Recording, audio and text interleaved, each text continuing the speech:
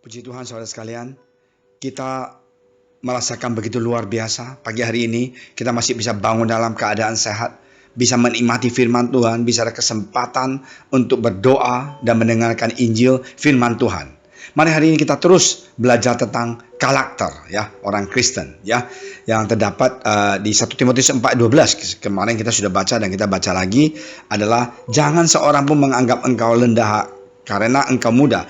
Jadilah teladan bagi orang yang percaya dalam perkataanmu, pertama, dalam tingkah lakumu, dalam kasihmu, dalam kesetiaanmu, dan dalam kesucianmu. Kita berdoa. Terima kasih Tuhan Yesus atas firman Engkau, urapi hamba Engkau, dan kami semuanya mendengarkan dan menyampaikan. Kami semuanya dirubah dan dibentuk oleh Tuhan. Dalam nama Engkau Tuhan Yesus, kami berdoa. Amin. Saudara sekalian, Rasul Paulus mengatakan kepada Timothy bahwa biarlah kita jadi teladan dalam perkataan, dalam tingkah lakumu. Ya, nah kita mau diskusi tentang sedikit tingkah laku.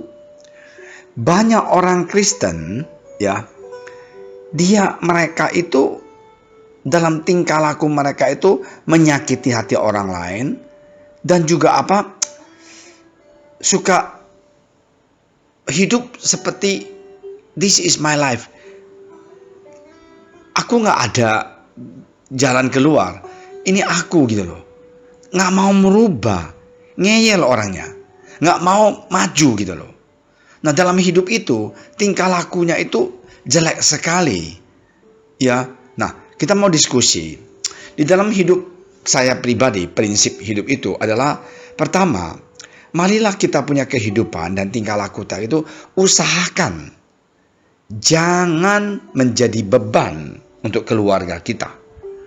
Ya, kita tidak boleh jadi beban untuk orang lain, keluarga kita.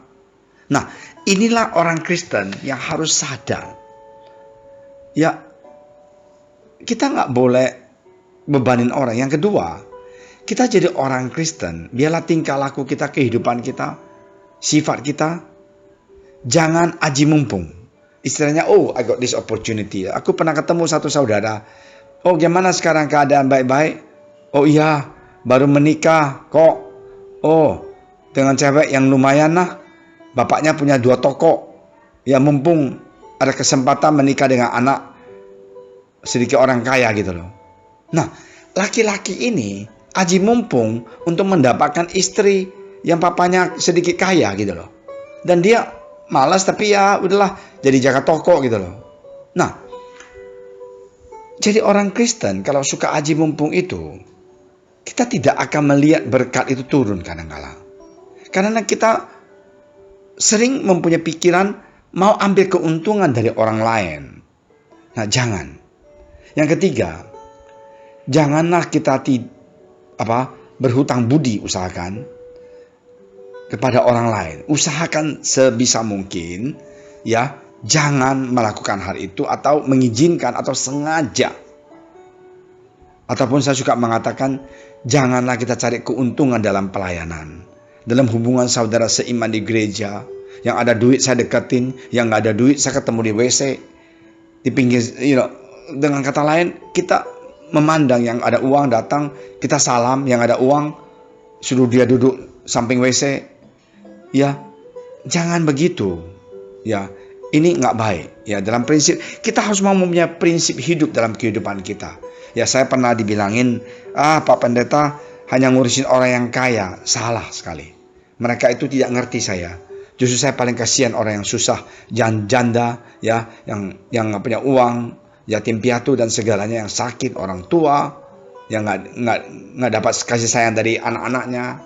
Ya, kita dalam kehidupan kita harus mempunyai prinsip hidup. Ya, nah yang keempat, marilah kita mempunyai satu prinsip dalam hidup kita. Membantu atau melayani orang lain dengan sepenuh hati. Jangan kita minta balasan dari dia, ataupun uang dari dia, ataupun sesuatu dari dia. Nah, of course, kita bantu orang itu dengan kekuatan kita. Jangan contohnya, kita nggak sanggup tapi kita paksa. Ya nggak benar. Ya kita sanggup, bagaimana bantu? Silakan kita lakukan. Nah udah itu kita berdoa.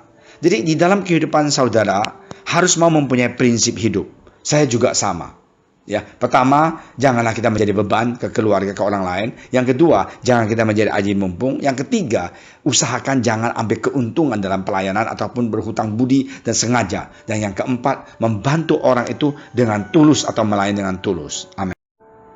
Dan saudara sekalian, jangan kita menjadi batu sandungan dalam kehidupan kekristenan kita.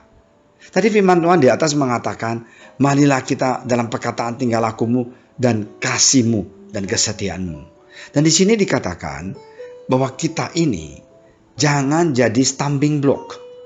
Kita punya sikap, sifat, attitude kita harus mau yang penuh dengan kasih, harus yang setia, dan harus yang menguatkan ataupun memberkati orang lain. Banyak orang Kristen, maaf ya, yang pertama yang menjadi batu sandungan adalah orang Kristen itu males banget. Ya, sama-sama kerja. Orang Kristen ini ke kantor, udah salapan, minum kopi, ngobrol dengan yang lain. Nah, tapi kok banyak pintar, nyanyinya, main gitar, luar biasa di kantor. Tapi malas sekali dalam hari-hari kerja di kantor. Nah, saya nggak suka orang yang malas. Dan kemalasan manusia itu, anak Tuhan itu, bisa menjadi apa? Sandungan.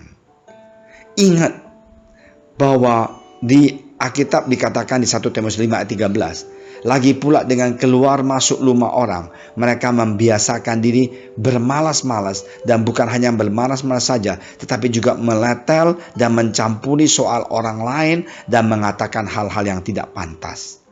Saya sering sekali lihat orang Kristen malas dan ikut connect group, malas untuk doa pagi, malas untuk baca firman Tuhan, malas untuk ikut kunjungan, malas untuk ikut pelayanan. Tetapi kalau ngobrol di kafe dengan teman 3 jam nggak cukup. Ibu-ibu kalau sudah antri anak-anak sekolah, ngongko di kopitiam bisa 2,5 jam, bahkan 4 jam sampai anaknya pulang sekolah baru bubar. Nah, apa sih yang ngomongin sampai 4 jam? Nah, sekarang bukan bilang nggak boleh, silakan. Tapi kita mau balance. Jangan kita menjadi seorang ibu yang malas, seorang suami yang hanya tahu ngobrol.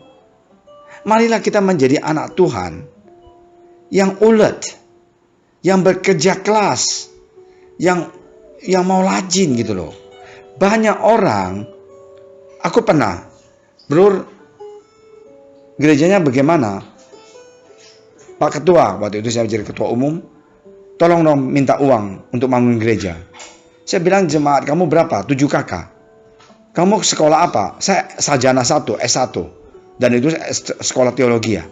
Saya bilang, kalau memang belum ada jemaat yang sanggup memberikan nafkah, kenapa Anda nggak kerja dulu? Toh Anda S1. Oh, itu dosa katanya Pak Pendeta. Nah, dalam hati saya, kalau kamu dosa minta duit nggak dosa. Nah, janganlah kita malas. Ya,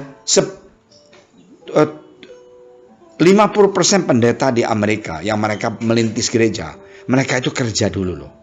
Sesudah gerejanya belum besar, baru mereka quit, mereka punya kerjaan dan full time menjadi pendeta. Nah, inilah saya suka mengatakan, banyak orang Kristen malas dan cari alasan dan mempunyai pikiran yang tidak baik, yaitu merasakan mau minta duit, tulis proposal. Nah, marilah kita jadi anak Tuhan, jadi pelayan yang rajin dan yang takut akan Tuhan. Dan ingat, kalau kita kerja pun di kantor, dimanapun, di jaga toko, atau di pabrik, dimanapun, pekerjaan kita itu juga memuliakan Tuhan. Itu juga menjadi berkat buat keluarga kita dan semuanya. Marilah kita rajin dan kita jangan bebankan kehidupan kita ke orang lain. Oh, saya jadi pendeta, kalau kerja itu dosa, kalau uang itu duniawi. Ya kalau gitu kamu gak usah minta duit itu. Nah, hari ini kita mau ingat, uang bukan duniawi. Cinta akan uang itu adalah akar segala dosa. Nah, hari ini marilah kita semuanya ingat, jadi pendeta, jadi anak Tuhan, jangan kita malas. Malas itu bisa menjadi batu sandungan buat banyak orang yang jauh dari Tuhan. Ya, Tuhan Yesus berkati, dan saya mengharapkan 2 hari ini kita sudah belajar bagaimana kita harus mau menjadi seorang Kristen yang dalam tingkah laku kita, perkataan kita, dan kehidupan kita harus mau menjadi terang dunia ini. Puji Tuhan saudara sekalian, mari kita sama-sama berdoa. Tuhan Yesus, terima kasih atas firman Engkau, dan Tuhan Yesus mengajar kami harus mau menjadi teladan, supaya kami bisa menjadi anak terang dan bisa membawa banyak jiwa pada Engkau. Tuhan, bentuklah kami, rubahlah kami, supaya kami jangan menjadi seorang anak Tuhan yang malas.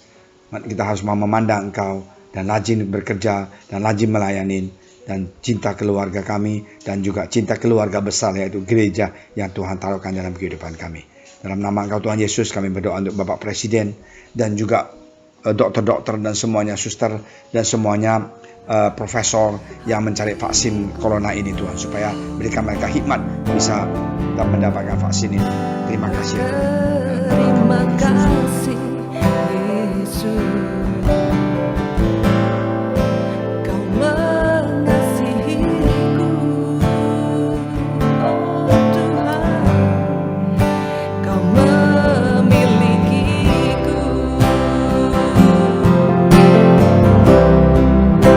Hanya ini Tuhan persembahanku, segenap hidupku, jiwa dan ragaku, sebab tak kumiliki harta kekayaan yang cukup berarti untuk ku persembahkan. Hanya ini Tuhan permohonanku, terimalah Tuhan persembahanku, pakailah